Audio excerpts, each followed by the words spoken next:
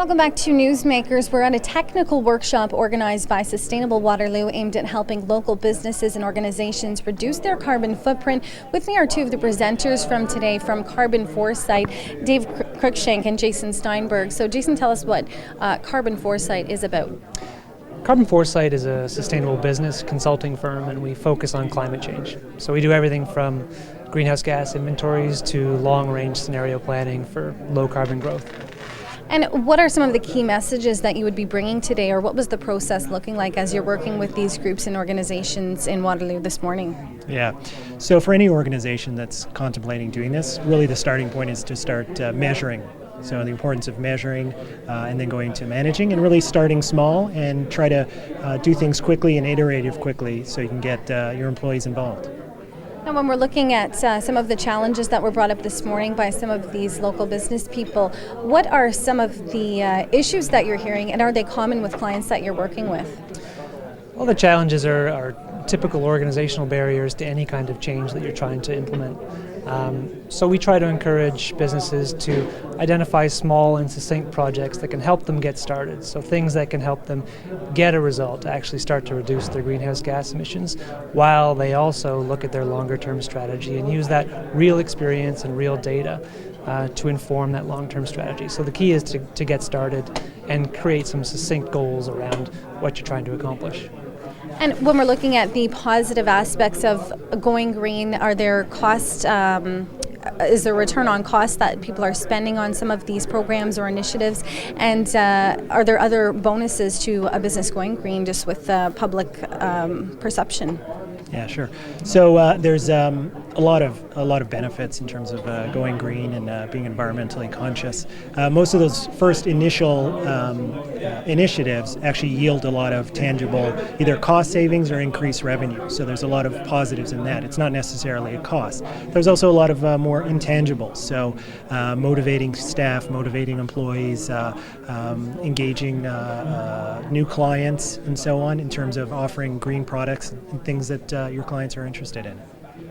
And what about this as an act of protecting a business with different policies coming down the pipe that are restricting certain emissions? How important is it for businesses to be looking ahead at what is coming down the pipe to protect themselves against some of these things? Yeah, there's still a lot of uncertainty around the kinds of regulations that we'll be seeing, but one thing is relatively certain, and you can be pretty sure on, is that there will be a price for emitting greenhouse gases, and energy prices will increase as a result of that.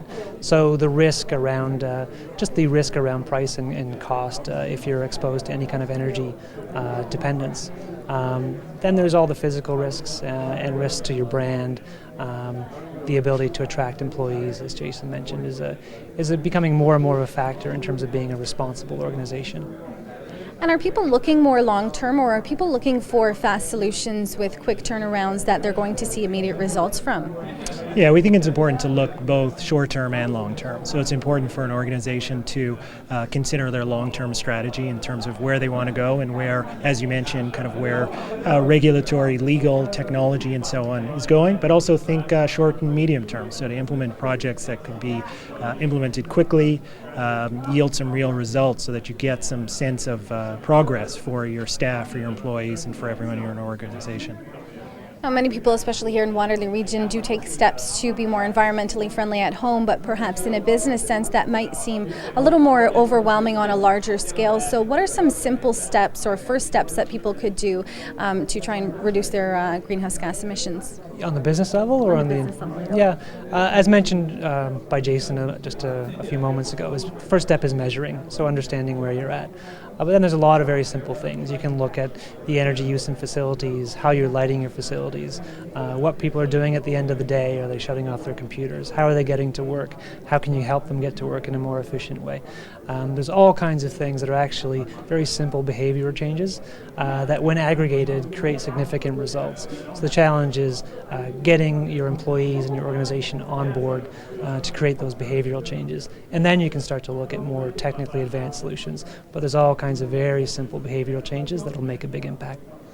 And do you think there is one common thing that really surprises people in terms of how large of a carbon impact they're having when they're doing these inventories in a business sense? Is there one thing that really sticks out?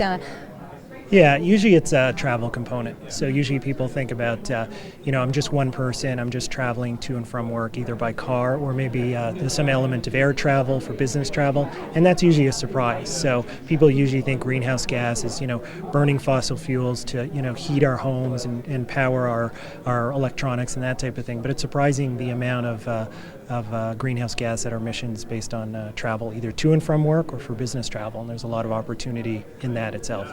Okay, well, thank you so much for your time. That's two presenters from Carbon Foresight at a technical workshop organized by Sustainable Waterloo at the Waterloo Inn. We'll be back with more Newsmakers right after this.